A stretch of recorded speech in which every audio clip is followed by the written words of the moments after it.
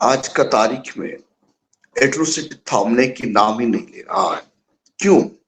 क्यों हर जगह में, हर जिला में, हर स्टेट में, भारत का हर स्थल पर एट्रोसिटी क्यों हो रहा है? एट्रोसिटी को कंट्रोल करने वाले जितने भी संस्था, जितने भी इंस्टीट्यूशन फेल क्यों है? ये सोचने की बात है। हमारा ये कोशिश है आप लोगों को एट्रोसिटी एक्ट के बारे में समझाना, और आप लोग इनको जानने के बाद आपका पड़ोसी को, आपका भाई को, आपका फ्रेंड को एट्रोसिटी के बारे में बताना। ये कानून क्या है, पनिशमेंट क्या है, और सवर्णों को कितना फाइन होता है और कितना पेनाल्टी होता है, ये सब बात आप लोगों को बारीकी से जानना बहुत जरूरी है। साथियों, मैंने आप लोगों को सेक्शन 3(1) जे की तरफ जे तक बताया था। आज एट्रोसिटी एक्ट का अनुसूचित जाति, अनुसूचित जनजाति का सेक्शन 3(1) और जी, इसके बारे में मैं खुलासा करूंगा। 3(1) और जी से लेकर 3(k) तक, 3(1) और के, यानी 3(1)G, 3(1)H, 3(1)I, 3(1)J और 3(1)K। आज 5 अपराध और 5 धारा के बारे में आप लोगों को मैं समझाऊंगा। 3(1)G में कैसे केस बनता है, ये 3(1)G का अंदर जो अपराध होता है, अपराधियों को क्या दंड मिलता है, कैसे अपराध करने से उन्हें सेक्शन 3(1)G लगाया जाता है। अनुसूचित जाति, अनुसूचित जनजाति व्यक्ति को उनका जमीन अथवा उनका जमीन का परिसर गलत तरीके से दखल करना या उसके उपभोग की अधिकार से उन्हें वंचित करना, या उन्हें बाधा देना, या उनका जमीन परिसर का जल सिंचाई सुविधाओं को नष्ट करना, या सामान को फेंक देना। गलत तरीका जो शब्द यहां हुआ है, गलत तरीका का मतलब यह है अनुसूचित जाति, अनुसूचित जनजाति लोगों का जमीन को डरा कर ले जाना, धमका कर जबरन उनका जमीन को हड़पना। जमीन ऐसा एक संपत्ति है, एक परिवार को जीने की राहत देता है, लेकिन मनुवादी लोग अपना ताकत को इस्तेमाल करके अनुसूचित जाति, अनुसूचित जनजाति लोगों का जमीन को जबरन ले जाते हैं, या उनका जमीन में जो जल सिंचाई का व्यवस्था होता है उन्हें रोक देते हैं, या उनका जमीन को जबरदस्त जो जल सिंचाई होने वाला मशीन या कोई भी कैनाल आता है उन्हें बंद कर देते हैं, या उनका जल सिंचाई का मशीन को उठाकर ले जाते हैं या नष्ट कर देते हैं, दादागिरी करके, दबंगई करके। इसके कारण वो परिवार का बहुत नुकसान हो जाता है। उनका जमीन, पहले तो ये लोग जमीन को छीनने के लिए कोशिश करते हैं, आपका दबेंगे इसे। जब वो जमीन छीन नहीं पाते तो जमीन में खेती में यूज करने वाला औजार को ही नष्ट कर देते हैं, या वो जमीन का जो जल सिंचाई के लिए आता है वो कैनाल को तोड़ देते हैं। नहीं तो जल सिंचाई के लिए जो जो औजार यूज किया जाता है उनको नष्ट कर देते या जबरन ले जाते हैं। ऐसे परिस्थिति में सेक्शन 3(1)G लगता है। ये नजीर है बिहार में, उत्तर प्रदेश में, हरियाणा में, तमिलनाडु में, आंध्र प्रदेश में, उड़ीसा का जगह में, पंजाब में भी। हर कोई स्टेट में बहुजन समाज का थोड़ा बहुत जो जमीन होता है, वो जमीन में वो खेती करके जीता है, तो उन्हें इनको भी छीनने के लिए दबंगई लोग, सवर्ण लोग कोशिश करते हैं। पहले ये लोग उनका जमीन को कब्जाने के लिए कोशिश करते हैं, गलत तरीके से जमीन कब्जा लेते हैं। जब ये कर नहीं पाते तो खेती में यूज करने वाला मशीन को, औजार को जबरन ले जाते हैं, या सिंचाई के व्यवहृत होने वाले औजार को नष्ट कर देते हैं। ऐसे जो व्यक्ति करता है उन्हें 3/1 और जी लग जाता है। और ऐसे व्यक्ति को कम से कम 5 साल की सजा होता है, मैक्सिमम 5 साल की कारावास होता है और 6 महीना मिनिमम होता है, और उन्हें फाइन भी होता है। इसीलिए गवर्नमेंट व्यवस्था क्या है, जो शेड्यूल कास्ट शेड्यूल ट्राइब जमीन को छीना गया, शेड्यूल कास्ट शेड्यूल ट्राइब जमीन का परिसर में या जमीन में यूज करने वाले सिंचाई मशीन को बाधा प्राप्त किया गया, या उनका सिंचाई का पानी का कैनाल को तोड़ा गया, ऐसे परिस्थिति में स्टेट गवर्नमेंट और यूनियन गवर्नमेंट का रिस्पॉन्सिबिलिटी बनता है कि उन्हें कम से कम 1 लाख मुआवजा दिया जाना चाहिए। कानून में लिखा गया है 1 लाख तक क्षतिपूरण दिया जाता है उनका इरिगेशन मटेरियल को खरीदने के लिए। इसलिए एफआईआर होते ही 25% दिया जाता है। जब भी आपका केस 3(1)G में लगता है तो ऐसे परिस्थिति में एफआईआर दायर होते ही 1 लाख में से 25% मोनी यानी 25,000 रुपये पीड़िता को दिया जाता है। और जब चार्जशीट दिया जाता है, कोर्ट में चार्जशीट सबमिट किया जाता है, तब 50% फिर मोनी दिया जाता है, यानी 75% मोनी, 75,000 मोनी विक्टिम को मिल जाता है। उसके बाद जब केस का फाइनल हियरिंग होता है और केस में जीत जाने के बाद बाकी 25,000 रुपये मिलता है। हारने से 25,000 रुपये नहीं मिलेगा, या हारने से जो 75,000 हम लोगों को मिला था, जो विक्टिम को मिला था, वो वापस करने की कोई कानूनी व्यवस्था नहीं है, ऐसा नहीं होता है। तो इनका पनिशमेंट मैक्सिमम 5 साल तक होता है और मिनिमम 6 महीना और पेनाल्टी। ऐसे ही सेक्शन 3(1)H क्या कहता है? 3(1)H के तहत अनुसूचित जाति अनुसूचित जनजाति व्यक्ति को बेगार करवाना या किसी तरीके से बाध्य करके उनको काम करवाना या बंधुआ मजदूरी करवाना, ऐसे परिस्थिति में 3(1)H लागू हो जाता है।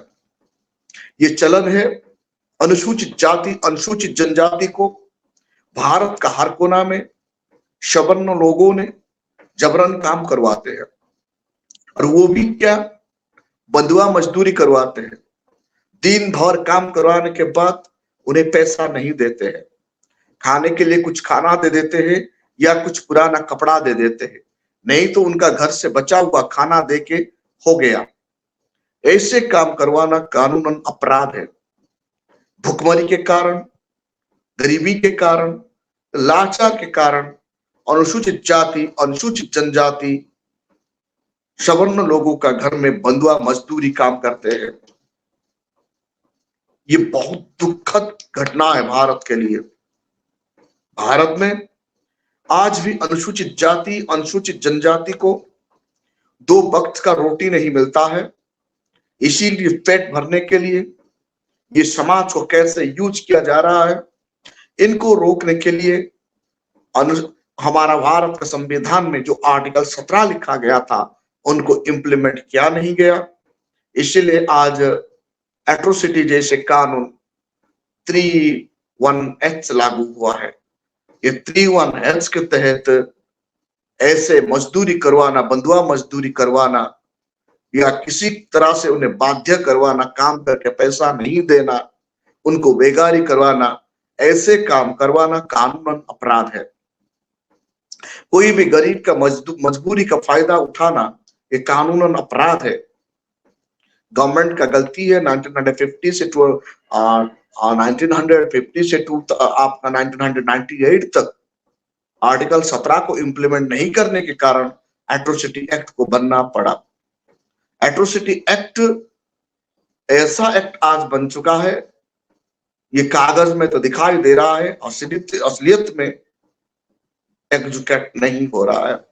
इसलिए साथियों, आपका इलाके में, आपका एरिया में कोई भी गरीब अनुसूचित जाति अनुसूचित जनजाति का व्यक्ति को जबरन काम करवा के उन्हें पैसा नहीं देना, सिर्फ उन्हें बचा कुचा खाना दे देना या उनका घर का पुराना कपड़ा दे के संतुष्ट कर देना, ये कानूनन अपराध है। हर कोई व्यक्ति को अपना काम करने के बाद उनका लेबर चार्ज मिलना उनका संवैधानिक अधिकार है। अनुसूचित जाति, अनुसूचित जनजाति, शिक्षा के अभाव के कारण इन समाज वर्गों का लोगों को कैसे अन्याय किया जा रहा है भारत का हर कोना में। इनको रोकने के लिए एट्रोसिटी एक्ट का सेक्शन 3(1)(h बना है। तो इसीलिए आप लोग आज ये बात सुनने के बाद आपका इलाका में होने वाला ऐसे बंधुआ मजदूरी को रोकना है, या कोई भी ऐसे काम करवा रहा है तो उनका खिलाफ तुरंत एफआईआर दे देना है, ताकि ऐसे अमानवीय व्यवहार बंद हो जाए और कोई भी व्यक्ति को खुशी से जीने की अधिकार मिले। जो व्यक्ति ऐसे करता है तो उन्हें 5 साल की कारावास होता है और 6 महीना तक उन्हें मिनिमम 6 महीना तक जेल, मैक्सिमम 5 साल का कारावास होता है। इसके लिए सरकारी व्यवस्था क्या गया है, आपका इलाके में रहने वाले वेलफेयर डिपार्टमेंट और जो केस इन्वेस्टिगेशन कर रहा है वो पुलिस ऑफिसर और न्यायालय का भी ये रिस्पॉन्सिबिलिटी बनता है कि पीड़िता व्यक्ति को मिनिमम 1 लाख रुपए दिया जाना चाहिए। एफआईआर होते ही 25,000 रुपया यानी 25% देना व्यवस्था किया गया है कानून में। उसके साथ साथ जब ये चार्जशीट दायर होता है क्लॉज सेक्शन 3(1)(h के तहत चार्जशीट का दिन उन्हें 50,000 रुपये यानी 50% दिया जाता है, यानी एफआईआर और चार्जशीट का अंदर 75,000 देने की कानूनी व्यवस्था किया गया है। और बाकी जो 25,000 बचता है केस का फाइनल हियरिंग के डे, जब आप केस जीत जाते हैं तो बाकी 25,000 रुपया आपको मिलता है। ऐसे व्यवस्था हमारा एट्रोसिटी एक्ट के तहत सेक्शन 3(1)(h के तहत बनाया गया है। लेकिन याद रखिए ये काम बंधुआ मजदूरी होना होगा। उनको काम करके पैसा नहीं देना होगा। उनको जबरन काम करवा के उनको सिर्फ कुछ खाना, बचा हुआ खाना या पुराने कपड़ा दे के उनको संतुष्ट कर देना, ऐसे व्यवस्था कानूनी अपराध है। मैं जानता हूं और आप भी जानते हैं, गरीबी, भुखमरी के कारण अनुसूचित जाति, अनुसूचित जनजाति अपना पेट भरने के लिए सिर्फ 2 वक्त का रोटी के लिए सवर्णों का घर में काम करते हैं। ये किसी को छुपा नहीं है, भारतवर्ष में ये किसी को छुपा नहीं है। भारत का कानून व्यवस्था में शेड्यूल कास्ट, शेड्यूल ट्राइब सब प्लान होते हुए भी वो पैसा को खर्चा किया नहीं जाता, चाहे ये केंद्र सरकार हो या राज्य सरकार। जितने सब प्लान का मोनी कभी भी खर्चा नहीं होता। और एट्रोसिटी एक्ट में जो केस होता है वो केस का विक्टिम को भी सही से पैसा दिया नहीं जाता। इसका सबसे बड़ा कारण है हम लोगों का चुप्पी और कानून का जानकारी के अभाव के कारण ऐसे दुख और दर्द हम लोगों को, हमारा अनुसूचित जाति, अनुसूचित जनजाति का लोगों को भोगना पड़ रहा है। साथियों, सेक्शन 3(1)(I) क्या कहता है? अनुसूचित जाति का सदस्य को या व्यक्ति अथवा जो परिवार में रहते हैं ऐसे लोगों को कोई व्यक्ति मर जाने से या कोई जानवर मर जाने से उनका शरीर को हटाने के लिए उन्हें मजबूर करते हैं। ऐसे स्थिति में ये केस बनता है। आपको पता है जब भी किसी का जानवर मर जाता है वो मरा हुआ जानवर सवर्ण खुद नहीं फेंकता है, अनुसूचित जाति या जनजाति का लोगों को बुलाकर जबरन उन्हें फेंकने के लिए बोला जाता है। ऐसा करना कानूनन अपराध है। याद रखिए, कभी भी कोई सवर्ण का घर में कोई भी जानवर मरता है या कोई व्यक्ति मर जाता है, जबरन उन्हें फेंकने के लिए बोलना, जबरदस्त प्रेशर डाल के ये काम करवाना, ये कानूनन अपराध है। ऐसे सेक्टर में एट्रोसिटी एक्ट का सेक्शन 3(1)(h आय लगता है।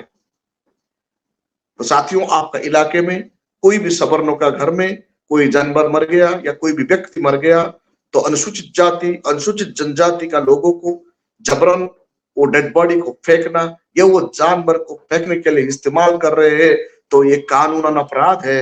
इस तरह से परिस्थिति में एट्रोसिटी एक्ट बनता है और एट्रोसिटी एक्ट का सेक्शन 3 क्लॉज 1 आई लगता है। जब ऐसा करता है तो ये कानूनन अपराध और मैक्सिमम 5 साल का सजा है और मिनिमम 6 साल 6 महीना और फाइन। इसके लिए भी व्यवधान किया गया है।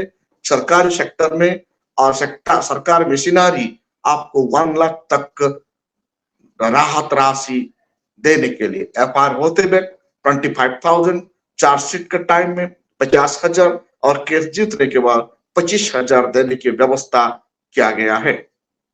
साथियों, आपका इलाका में जब ऐसा कोई घटना घटता है तो आप तुरंत एफआईआर करने के लिए हमारा अनुसूचित जाति जनजाति का लोगों को समझाइए। नहीं तो जो जबरन ऐसे काम करना अच्छा नहीं है, क्योंकि किसी मरे हुए जानवर को फेंकना ये ह्यूमन डिग्निटी का ऊपर असर आता है। हमारा भारत का संविधान हमें डिग्निटी का साथ जीने की अधिकार देता है। हर वक्त याद रखिए कि देश का कानून किसी को भी, कोई भी व्यक्ति को ऊंचा ठहराना, नीचा ठहराना मना करता है। हर कोई यहाँ इक्वल है, समान है, जो कि भारत का संविधान का आर्टिकल 14 में भी लिखा गया है। साथियों, SC ST लोगों को और व्यक्ति को शारीरिक सफाई कार्य में नियुक्ति करवाना या ऐसा कार्यों में लगाने के लिए अनुमति देना भी कानूनन अपराध है। भारत का एट्रोसिटी एक्ट का सेक्शन 3(1)J के तहत ये कहता है कोई भी व्यक्ति को मैनुअल स्कैवेंजिंग वर्क नहीं करवाना, यानी टट्टी साफ करने के लिए उन्हें सेफ्टी, सिक्योरिटी और औजार देना पड़ता है। लेकिन कोई भी अधिकारी, कोई भी व्यक्ति को, अनुसूचित जाति, अनुसूचित जनजाति व्यक्ति को जबरन शिविर में उतारने के लिए फोर्स करना और उनका मैल उठाने के लिए फोर्स करना, ऐसा एट्रोसिटी एक्ट में आता है और एट्रोसिटी एक्ट का श्रेणी में आता है। और आप लोगों को पता है, भारत का जितने भी म्युनिसिपैलिटी कॉर्पोरेशन है, जितने भी म्युनिसिपैलिटी है, जितने सफाई कर्मचारी है, वो हाथ से करता है। इनको मैनुअल स्कैवेंजिंग कहते हैं। मैनुअल स्कैवेंजिंग 1989 से कानून बन चुका है, लेकिन आज भी मैनुअल स्कैवेंजिंग को रोकने के लिए 1989 से एट्रोसिटी एक्ट बन गया है, लेकिन आज भी ये मैनुअल स्कैवेंजिंग कंटिन्यू है। गवर्नमेंट का रिस्पॉन्सिबिलिटी होता है या म्युनिसिपैलिटी कॉर्पोरेशन का ये रिस्पॉन्सिबिलिटी होता है, उन्हें औजार देना है और उनको सेफ्टी एंड उनका सिक्योरिटी के लिए इक्विपमेंट प्रोवाइड करना है। लेकिन ऐसा नहीं हो रहा है भारत में। जबरन गरीब लोगों को, अनुसूचित जाति, अनुसूचित जनजाति लोगों को मैल उठाने के लिए, कूड़ा उठाने के लिए, शिविर में जबरदस्त जाने के लिए फोर्स किया जाता है। ऐसा करना कानूनन अपराध है। ये सेक्शन एट्रोसिटी एक्ट का सेक्शन 3(1)J में आता है। जब भी कोई ऑफिसर या कोई व्यक्ति ऐसे जबरदस्त ऐसे काम करवाता है तो उन्हें कम से कम 5 साल की सजा होता है। कम से कम 5 साल की सजा है और मिनिमम 6 मंथ का जेल है। उसके साथ साथ उन्हें 1 लाख तक मुआवजा देने की व्यवस्था कानून में किया गया है। ऐसे भी सेक्शन 3(1)K के तहत कोई भी SC ST महिला को देवदासी बनाना या उन्हें मूर्ति पूजा में व्यस्त यूज करना या मंदिर का परिसर में धार्मिक कार्य करने के लिए उन्हें फुसलाना या कोई भी संस्था ऐसे काम करता है तो ये कानूनन अपराध है। क्योंकि कोई भी वुमेन को जबरन देवदासी बनाना कानूनन अपराध है। SC ST वुमेन को कोई भी देवदासी बना नहीं सकता। उनको धर्म के नाम पर, आस्था के नाम पर समर्पण भावना उनका शरीर में जगाकर, उनका दिमाग का साथ खेलकर, उन्हें स्वर्ग या नर्क जाने की डर दिखाकर उन्हें मंदिर में यूज करना ये कानूनन अपराध है। जब भी कोई मंदिर या कोई पुरोहित या कोई व्यक्ति ऐसा काम कर रहा है तो उन्हें एट्रोसिटी एक्ट का सेक्शन 3(1)K के तहत सजा होता है। मिनिमम 5 साल कारावास और मैक्सिमम 5 साल कारावास और मिनिमम 6 मंथ जेल। उसके साथ साथ फाइन भी होता है। जब ऐसा केस बनता है, एफआईआर का टाइम में 25,000 रुपया और चार्जशीट का टाइम में 50,000 रुपया और केस खत्म होने के बाद 25,000 रुपया देने की व्यवस्था किया गया है। ये आजकल धर्म एक धंधा बन चुका है। ये धंधा की तरह लोग यूज कर रहे हैं, लोगों का दिमाग का साथ खेल रहे हैं, ब्रेन का साथ खेल रहे हैं, स्वर्ग जाने की डर दिखा नर्क जाने की डर दिखा रहे हैं और स्वर्ग जाने की लालसा दिखाकर लोगों को कैसे मानसिक तरह से प्रिपेयर करके देवदासी की तरह मंदिर में यूज करते हैं। ऐसा करना कानूनन अपराध है। साथियों, ये सब कानून हमारा देश में और हमारा संविधान के तहत बनाया गया है, लेकिन आज भी ये सही से काम नहीं कर रहा है। आपको और आपका इलाका लोगों को इसके बारे में जानकारी देना हम सबका रिस्पॉन्सिबिलिटी है। आप इस वीडियो को जानने के बाद कम से कम आप 4 लोगों को बताइए एट्रोसिटी एक्ट क्या है और क्या व्यवस्था किया गया है भारतवर्ष में। कम से कम आप लोगों को ये जानना बहुत जरूरी है। इतना ही आप जानेंगे तो डेफिनेटली आपका मुक्ति सुनिश्चित है। Thank you. आज हम आपके लिए लेकर आए हैं बहुजन समाज की एक ऐसी किताब, कहीं हम भूल ना जाएं, एक ऐसी ऐतिहासिक किताब है जिसके अंदर आपको ऑडियो वीडियो देखने को मिलना है। ये पहली बहुजन समाज की ऐतिहासिक किताब है जिसके अंदर आप वीडियो भी देख सकते हैं। अब किताब के अंदर कैसे वीडियो देख सकते हैं ये मैं आपको पहले दिखा दूं। आइए तो हम देखते हैं। सबसे पहले आपने करना ये काम है कि किसी भी पेज पर मोबाइल द्वारा आप गूगल पे जाएंगे और गूगल पे जाने के बाद आपको कैमरे का निशान नजर आता है। इस कैमरे पे आप क्लिक करेंगे तो ये QR कोड को स्कैन कर लेगा। स्कैन करने के बाद यहाँ पर आप देखेंगे ये लिंक आ गया। आप जैसे लिंक पर क्लिक करेंगे आपकी वीडियो चालू हो जाएगी, यानी कि आपको एक सटीक जानकारी मिलने वाली है, एक ऑथेंटिक जानकारी मिलने वाली है।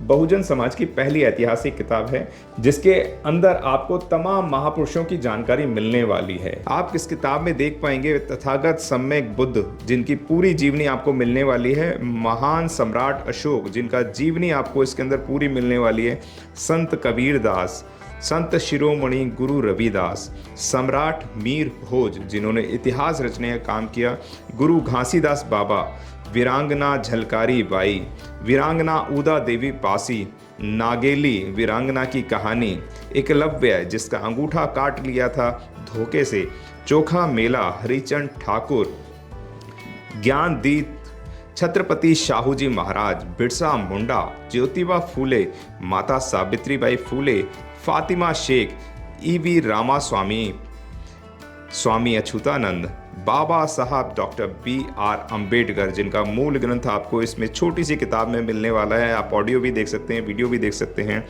माता रमाबाई, मोतिया रावण कंगाली, सरदार उधम सिंह, ललई सिंह यादव, दशरथ मांझी, शिव दयाल सिंह चौरसिया, कपूरी ठाकुर, भवरी देवी, मान्यवर काशीराम साहब जिन्होंने इतिहास को दोबारा दोहराने का काम किया था, वीरांगना फूलन देवी, बहन कुमारी मायावती, संकल्प भूमि और पूना पैक्ट। बहुजन समाज का एक मूल ग्रंथ यह आपके पास आ गया है और आप इसको बिल्कुल भी देरी ना करें। तो साथियों, अगर आप ये किताब मंगाना चाहते हैं तो डिस्क्रिप्शन बॉक्स में जो आप नंबर देख रहे हैं इस नंबर पर आप हमें अपना ऑर्डर बुक करा सकते हैं। कितनी किताब आपको चाहिए? यदि आप चाहते हैं कि यह किताब पूरे भारतवर्ष में घर घर नजर आए तो आप इस वीडियो को ज़्यादा से ज़्यादा शेयर करें, लाइक करें, शेयर करें, अपने कमेंट हमारे सुझाव बॉक्स में ज़रूर दें और किताब को अपने घर पे मंगाना बिल्कुल भी ना भूलें। अगर आपने अभी तक हमारा चैनल सब्सक्राइब नहीं किया है तो सब्सक्राइब करें और घंटी का बटन बिल्कुल भी दबाना ना भूलें ताकि सभी लेटेस्ट खबरें पहुंच सकें आप पे सबसे पहले।